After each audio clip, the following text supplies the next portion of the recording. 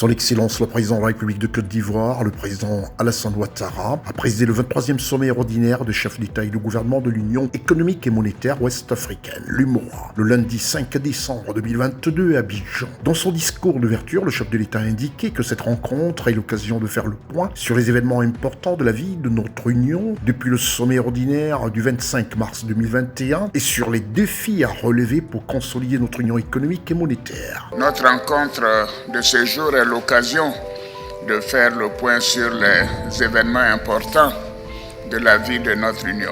Depuis notre sommet ordinaire du 25 mars 2021, elle se tient dans un contexte marqué par des crises profondes qui affectent le monde entier. Et notre espace communautaire n'en est malheureusement pas épargné. Je voudrais saisir l'occasion de ce sommet pour une fois de plus appeler à la nécessité de la préservation de la paix et de la stabilité dans notre union. C'est sur cette note d'espoir que je déclare ouverte la 23e session ordinaire de la conférence des chefs d'État et de gouvernement de l'UMOA. Vive l'intégration régionale, vive l'UMOA. Je vous remercie. Notons que la cérémonie d'ouverture a été précédée par une session à huis clos, au cours de laquelle le président du Niger, son Excellence Mohamed Bazoum, a été désigné par ses pairs en qualité de président de la conférence des chefs d'État et de gouvernement de l'UMOA.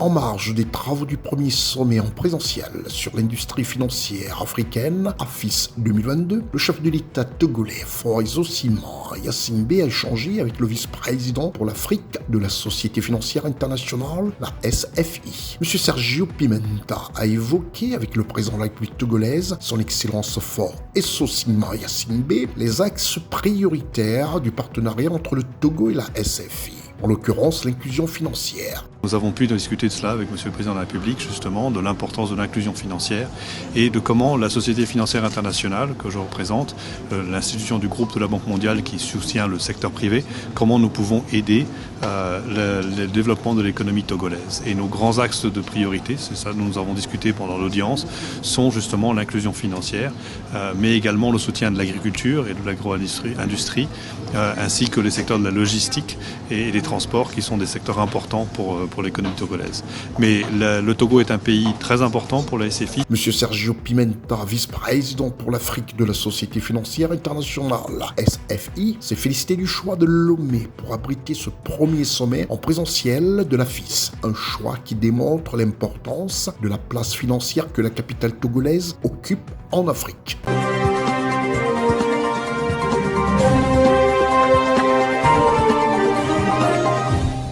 Ils sont 46 participants au total qui se sont formés durant quelques mois à l'utilisation des nouvelles technologies de l'information à l'IAI Cameroun. Armand Claude Abanda, représentant résident de cette institution au Cameroun, a procédé ce 5 décembre 2022 à la remise des attestations aux membres de l'association religieuse Saint-Joseph. La dite cérémonie s'est déroulée au campus de Kolanga à Yaoundé, en présence du représentant de l'archevêque métropolitain de Yaoundé, en la personne du révérend père Dominique Zé. Durant 2 mois, ces fidèles de l'église catholique et de l'association Saint-Joseph en particulier ont reçu une formation en informatique dans des domaines variés. Je me suis formée à l'IAI dans le cadre de l'association Saint-Joseph de l'archidiocèse de Yaoundé.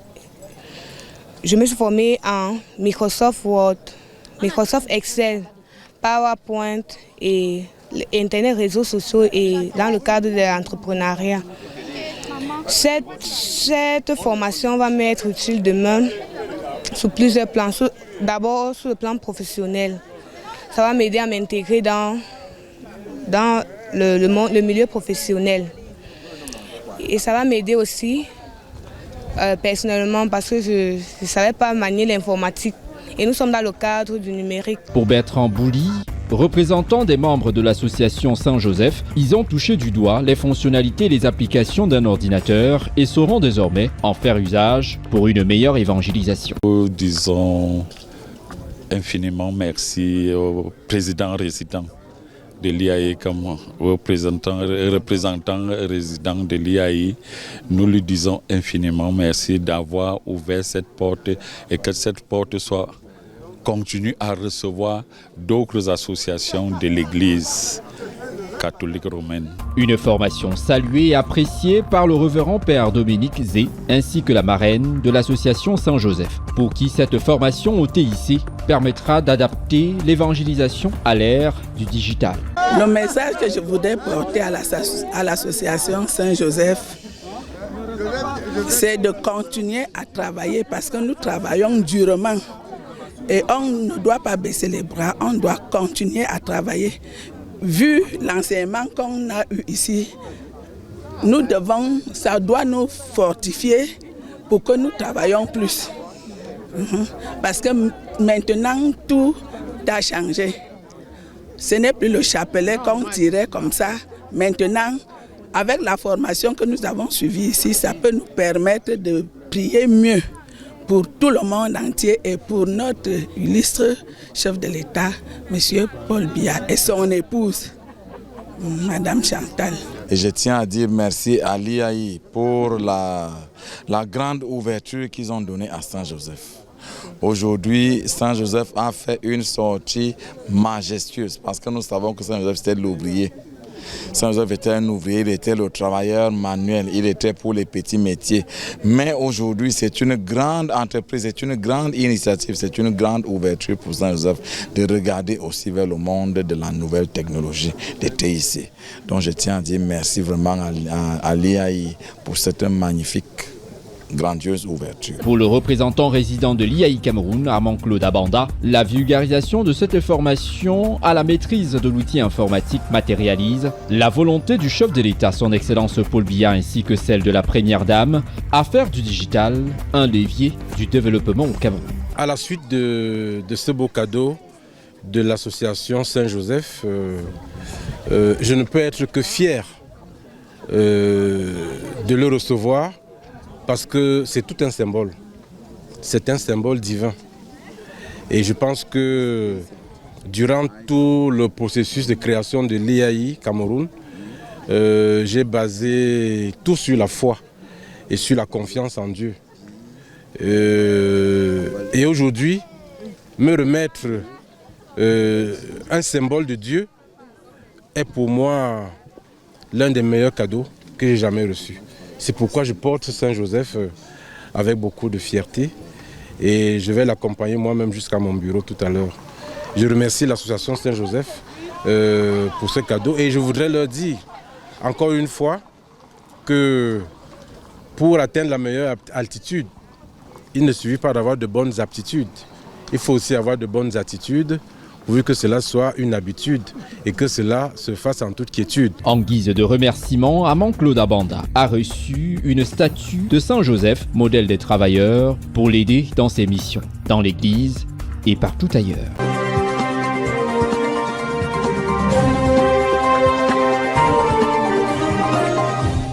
Les membres du cadre indépendant de suivi et évaluation des résolutions et recommandations du dialogue national inclusif et souverain, le CISE, ont été installés dans leurs fonctions. C'était au cours d'une cérémonie dirigée par le chef de l'État de transition, général Mahamat Idriss Déby Itno, au palais présidentiel de N'Djamena. Ils sont donc 11 personnes, 4 membres du bureau et 7 experts à composer ce cadre indépendant, officiellement investi par le président de transition, dont les premiers mots ont été ceux de vive félicitations et de souhaits de franche réussite de la mission. Étant l'interface entre le Haut Comité de pilotage, le Comité international de suivi et évaluation de l'accord de Doha et le mécanisme de démobilisation, désarmement et réinsertion, le cadre indépendant de suivi et évaluation est appelé à jouer un rôle vertical et horizontal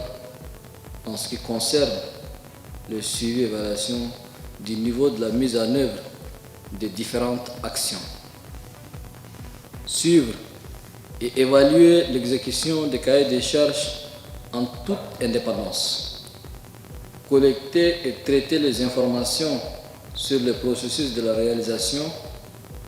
Produire les indicateurs et les statistiques fiables de l'évolution de la réalisation, interpeller les parties prenantes dans la mise en œuvre et produire le rapport et synthèse périodique sur l'état de progression de la réalisation sont parmi les attributions premières qui constituent l'essence de la mission du cadre indépendant de suivi et évaluation. Dans la pratique, le cadre indépendant devra scruter la mise en œuvre des actions prioritaires découlant du cahier des charges. À la délicatesse de l'exercice s'ajoute une autre contrainte de taille, le facteur temps. Pour ce faire, le chef de l'État prescrit célérité et esprit de complémentarité empreint de cordialité. Pour le docteur Ngalingote Ngata, les orientations sont bien claires. Nous remercions le chef de l'État pour cette vigilance à créer des structures qui peuvent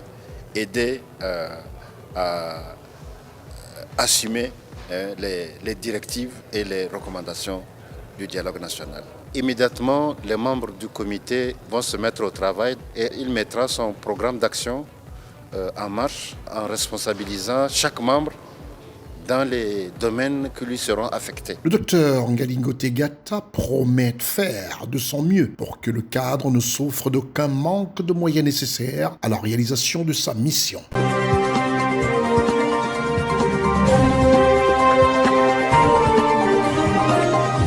Présent à Libreville depuis quelques jours dans le cadre d'une mission de prospection, le MEDEF, un mouvement des entreprises de France, est venu exprimer au son excellence le président de la République gabonaise, Ali Bongo Ondimba, son souhait de renforcer le partenariat avec le Gabon à travers un accompagnement dans la mise en œuvre des projets prioritaires inscrits dans le PAT, tels que les infrastructures, l'énergie, la pêche, le numérique et l'environnement. Tout ça, c'est dans le cadre d'un partenariat que l'on souhaite instituer avec les entreprises de la Fédération des entreprises du Gabon, nouvellement créée et qui aujourd'hui, en tous les cas, en ce qui nous concerne, porteur d'espoir et de futurs partenariats en matière de partage des compétences, partage des investissements pour répondre aux objectifs du président de la République et surtout répondre aux objectifs immédiats qui sont fixés par le plan d'accélération de la transformation. Cette visite du premier réseau d'entrepreneurs français au Gabon intervient au moment où le Gabon est considéré à l'échelle internationale comme un partenaire fiable et stable, au regard de la mise en place d'une économie de transformation diversifiée dans les secteurs du bois, de la pêche, de l'écotourisme, des services financiers, entre autres. Ce partage d'expérience entre le MEDEF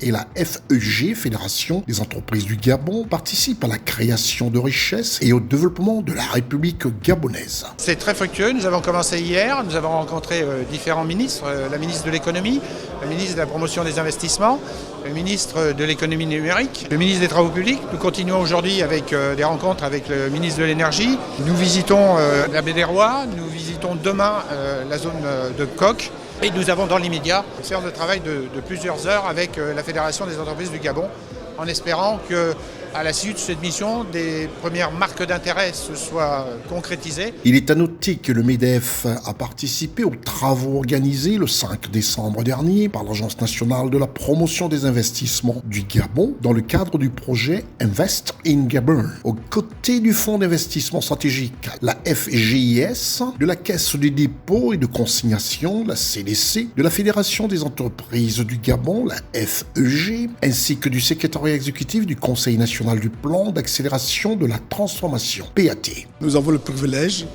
nous en tant que Fédération des entreprises du Gabon, de retrouver nos collègues entreprises françaises pour renouer les partenariats très forts pour le développement de notre économie. Vous savez, une économie ne peut pas se développer s'il y a une fraîcheur au niveau des entreprises.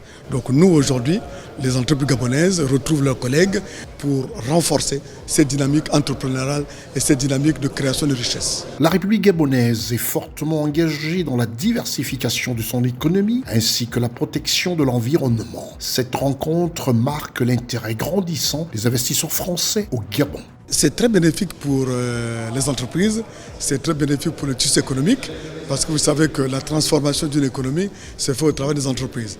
Et donc nous sommes bien heureux aujourd'hui de retrouver les entreprises françaises qui retrouvent la confiance au niveau du Gabon, et tout ceci grâce aux réformes lancées par le gouvernement et puis par le chef d'État lui-même. Le Gabon est considéré comme un partenaire fiable dans l'échiquier socio-économique international et dispose d'atouts du développement prometteurs.